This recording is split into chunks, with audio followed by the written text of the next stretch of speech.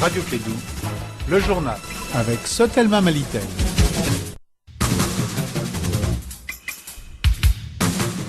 La situation sécuritaire du pays reste tendue avec la mort des civils au nord et centre. Vous aurez des détails au cours de cette édition. La jeunesse de la commune du Mandé s'oppose au renouvellement de l'équipe des autorités intérimaires sans l'organisation d'une élection communale. Vous les entendrez au cours de ce journal. Et puis, nous ferons un tour au marché des légumes de Bamako pour prendre les prix de la tomate en cette période sèche du Mali. C'est tout pour les titres, le développement dans une poignée de secondes avec Astan Diawara.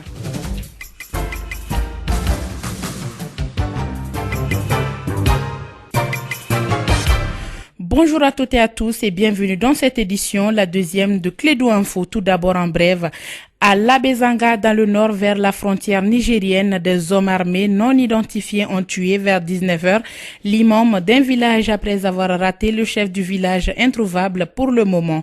C'est l'imam de la grande mosquée de Labezanga qui a été tué chez lui par deux hommes armés sur une moto. L'imam tué est le petit frère du chef du village. Ce dernier est introuvable, nous confie un habitant. Une personne tuée hier soir et une attaque hier nuit repoussée par les chasseurs selon nos sources communales. Ces affrontements depuis hier soir s'est passé à Dogani-Béré dans le cercle de Badjangara. Attaque djihadiste contre la localité où il y a un camp de chasseurs Dogon. Entre Badjangara et Bankas, une remorque qui était foncée à ce niveau de la déviation à côté du pont, sabotée hier soir, a été brûlée ce matin par les bandits. Les transporteurs ont trouvé une autre déviation à côté du pont. 4 jours successifs, des incidents au même lieu et aucune mesure prise par les autorités.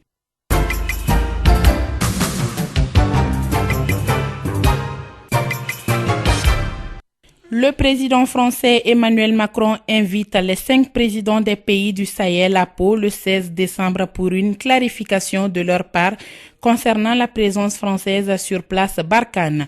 Les présidents invités à cette rencontre sont Ibrahim Boubacar Keïta, Mohamedou Issoufou, Idriss Déby, le président burkinabé Kaboré et Ghazouani.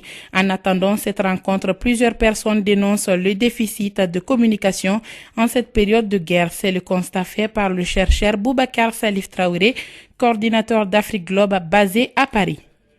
Moi, je dis tout ça est lié au fait qu'il y a une absence totale d'informations sur la situation globale. Le Mali a signé beaucoup d'accords. Il y a eu l'accord de défense qui a été signé. Les populations ne sont pas au courant de ce qu'il y a à l'intérieur. Il y a eu l'accord de paix qui a été signé. En fait, il faut rendre inclusif l'ensemble des textes qui sont signés. La colère est manifestée à partir du sentiment qu'il y a un manque de transparence. Il faut que la population ait les informations, qu'on puisse avoir cette posture pédagogique envers la population pour leur expliquer le pourquoi du comment. Aujourd'hui, dans ce contexte-là, on voit que en général, c'est le président qui est le seul à s'exprimer sur les différentes questions. Il faut que la communication soit beaucoup plus élargie de la part des autorités et que la population ait accès justement à ces informations-là. Je pense que l'armée malienne doit très vite se concentrer sur le recrutement, la qualité du recrutement, mais aussi la formation. À l'instant, le chercheur Boubacar Salif Traoré, coordinateur d'Afrique Globe. Les jeunes musulmans face aux défis de l'insécurité, de la cohésion sociale, c'était le thème du Forum régional de la jeunesse musulmane du Mali. Placé sous le parrainage du gouverneur de la région de Ségou, la rencontre a réuni la crème de la jeunesse musulmane plus les chrétiens. Mohamed Makiba, président de l'Union des jeunes musulmans du Mali, nous l'écoutons. Vu tout ce qui se passe aujourd'hui dans notre pays, comme insécurité, comme détérioration de la cohésion sociale, on a vu après le nord, c'est le centre maintenant. Après Mopti, c'est Mignon, c'est Massina qui est menacé, c'est Ségou qui est menacé. Donc on a voulu organiser cette grande forum à Ségou sur un thème jeunesse musulmane face aux défis de l'insécurité et de la cohésion sociale pour parler avec l'autorité. Il y a des grands thématiques, aspect sécurité et aspect cohésion sociale. On est avec des experts de la sécurité et de la réconciliation nationale pour échanger avec la population de Ségou. Toutes les 30 communes de Ségou sont là, avec Mopti, avec Menaka, avec certaines régions du nord sont là pour échanger entre les jeunes musulmans, formuler des recommandations qui peuvent être utiles pour la communauté musulmane et pour le gouvernement dans les jours à venir. Leur engagement citoyen et religieux pour combattre l'ennemi commun pour amener la paix et la stabilité au monde. À l'instant, Mohamed Makiba, président de l'Union des jeunes musulmans du Mali. Le 4e comité de concertation et de suivi du projet d'appui à la filière haleuteuse se tient à Bamako. Les acteurs vont échanger notamment sur la validation et la présentation du rapport des résultats de l'année 3 du projet, la planification opérationnelle de l'année 4 du projet ou encore la révision budgétaire. Madame le ministre de l'élevage et de la pêche, lors de la cérémonie d'ouverture, a rappelé la place de la pêche dans l'économie malienne. Ces propos sont recueillis par Arunaba. La pêche constitue un sous-secteur clé de l'économie nationale avec une contribution de 4,2% du PIB. La production halieutique, y compris la production aquacole, aussi entre 80 000 et 100 000 tonnes par an et est fortement liée aux conditions de la crue et des précipitations. Les emplois créés sont estimés à plus de 500 000. Ils concernent la production, la transformation et la commercialisation du poisson avec une dominance des femmes et des jeunes. La pêche constitue par ailleurs un vecteur important de la culture et du savoir-faire malien à l'étranger, résultant notamment d'une longue tradition. À l'instant, Kaneurokia Magiraga, ministre de l'élevage et de la pêche.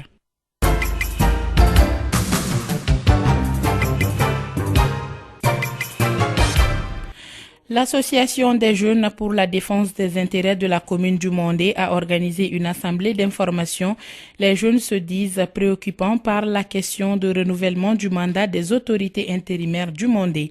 L'Assemblée générale souhaite l'organisation d'élections communales au lieu d'une nouvelle équipe d'autorités intérimaires.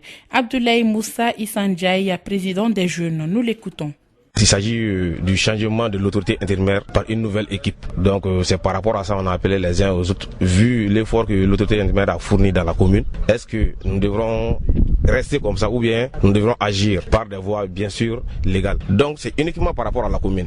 Par rapport au texte que nous avions, ce n'est pas du tout réglementaire. Parce qu'on dit que l'autorité intérimaire est mise sous la pour 6 mois renouvelable une fois et que ça ne peut pas excéder ça. Ça c'est vrai. Mais encore à l'année premier, on dit que dans tous les cas, c'est un conseil élu qui doit remplacer l'autorité intérimaire. Donc on n'est pas dans ça parce qu'il n'y a pas d'élection. On veut changer tout simplement par des nominations encore. Et ce qui nous inquiète, en tout cas nous, à notre niveau de l'association, c'est que toujours si ces bruits courent, les gens, ça va renforcer la haine entre les hommes politiques, la haine entre la population. Personne ne pourra travailler. Parce que chaque fois, l'autre va essayer de piéger l'autre. Et dans ce sens-là, ça ne peut pas marcher. Donc nous prions l'État. Bon, et ça a été une équipe vraiment positive. Donc maintenant, d'enlever cette menace au-dessus, que les gens cessent d'espérer qu'ils peuvent venir avant les élections.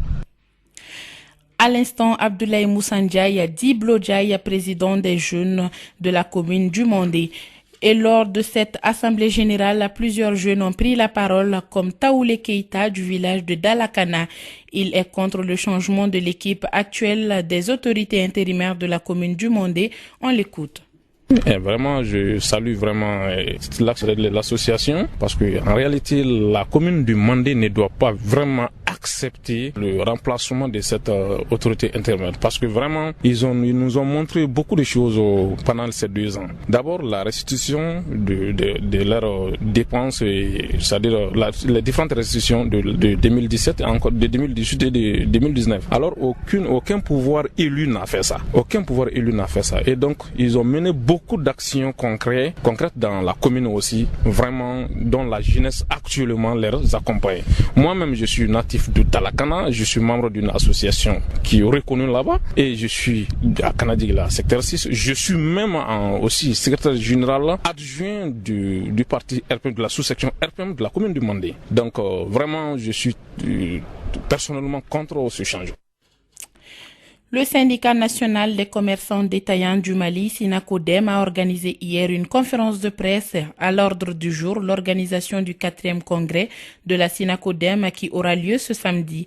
Parmi ses membres, une tendance rivale se sont formées pour boycotter cette rencontre. Ils disent ne pas être d'accord avec l'organisation et la façon de gouverner ce syndicat.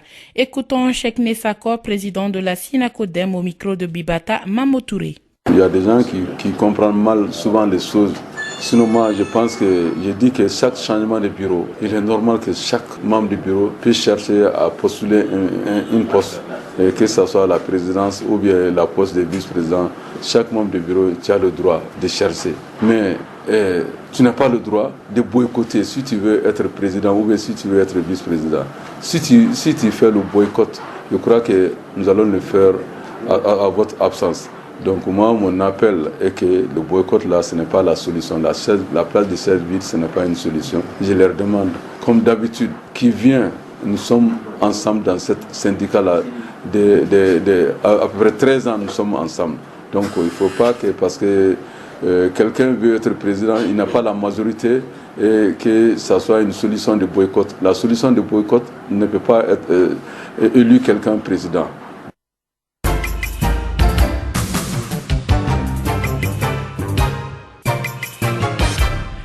Le marché des légumes de Bamako, en plein cœur du marché d'Abandani, est bien animé en ce début de la saison froide. Ce marché appelé Wonida présente divers genres de légumes, mais particulièrement en cette période, c'est la tomate qui vole la vedette aux autres légumes. Suivons plutôt ce reportage de Sori Ibrahima Keita.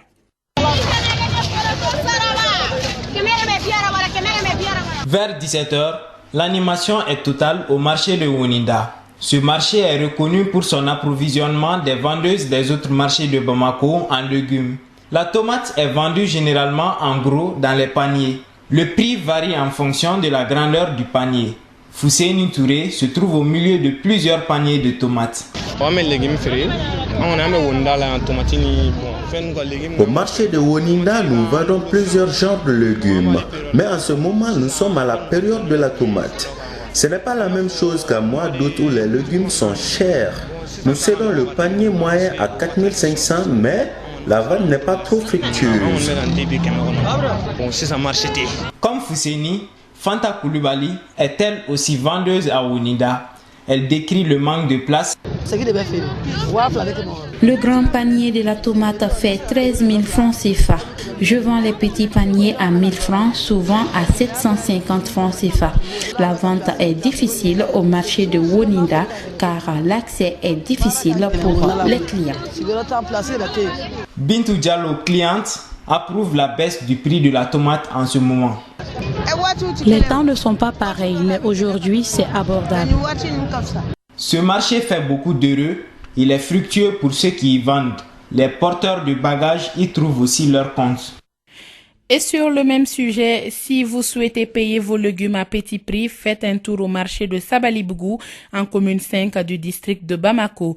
Du moins, pour beaucoup de ménagères, c'est le marché le plus abordable de Bamako. C'est ce qui nous explique Emma Fifamenounawo dans ce reportage. Le début du mois de décembre coïncide avec le début de la récolte des légumes frais, notamment les salades, les tomates, les concombres, entre autres. Ces différents légumes proviennent de diverses localités. Je vends des carottes, des betteraves. Nous prenons nos légumes au grand marché à légumes en ville.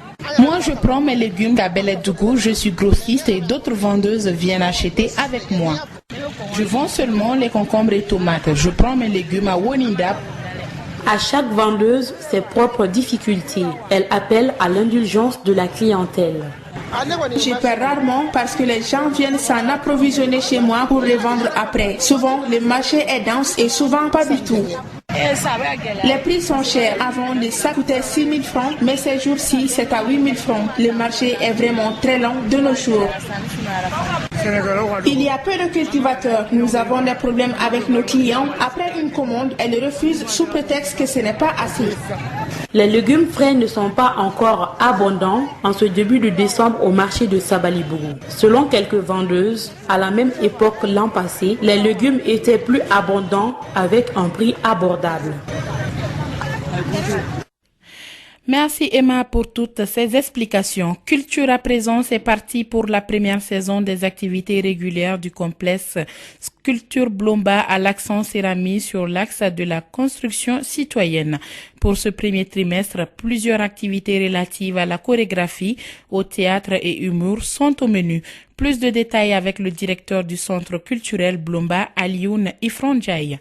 Cette première programmation va être mise sous l'axe de la citoyenneté, de la construction citoyenne. Ça a été toujours notre axe d'action. Et nous allons donner la possibilité à des acteurs et à des artistes de se programmer au Blomba. Les programmations se feront chaque trimestre, accompagnées d'un programme de communication avec un magazine. Nous allons présenter les mois à venir un laboratoire sur la chorégraphie pendant un mois, le mois de janvier. Nous allons aussi proposer des spectacles de théâtre, d'humour, avec Alima Togola, qui est une des artistes qui monte le plus aujourd'hui au Mali. Et nous allons aussi reprogrammer quelques pièces de Koteba du Blomba, notamment Tainimou Inch'Allah. Et nous allons aussi programmer une série de projections de films qui aura pour nom générique les blessures du Mali. Nous allons aussi proposer le Blomba School, qui est constitué de 13 apprenants humoristes. Chaque mois, nous allons présenter une nouvelle pièce de ces jeunes qui sont en résidence à Blomba depuis un peu plus d'1 an et demi.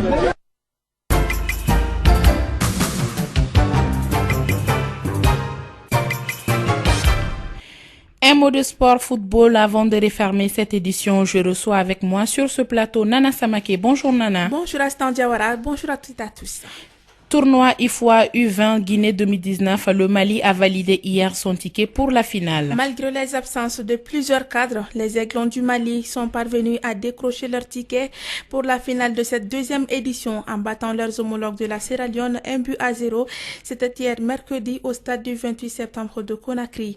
En finale, le Mali croisera le fer avec le Sénégal, vainqueur de la Gambie au tir au but 4-2 après 1-partout à l'issue des temps réglementaires. Donc, c'était dans l'autre demi-finale. Donc l'affiche Mali-Sénégal, c'est la même que celle de la CAN Junior Niger 2019, remportée par le Mali.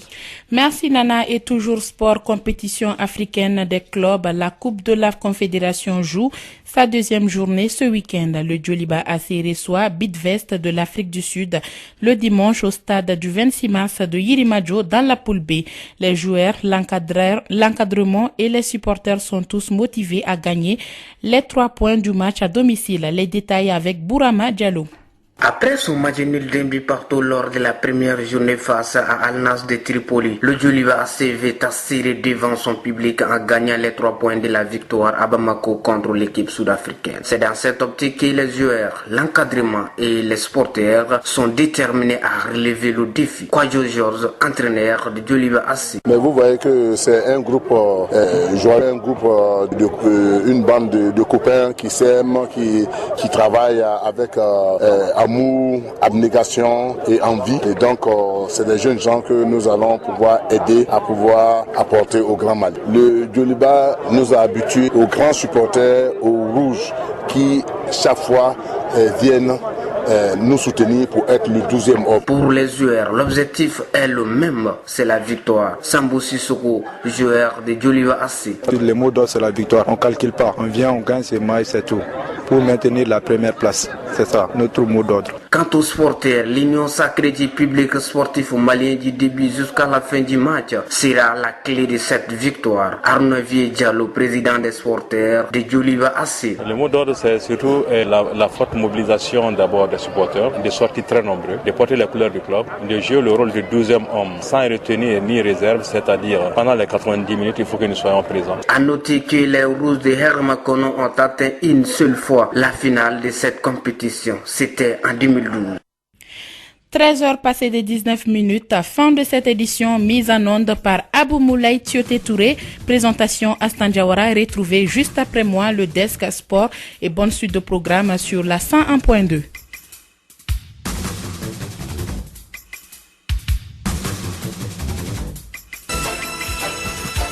Radio Clédou, le journal. Avec Sotelma Malitel.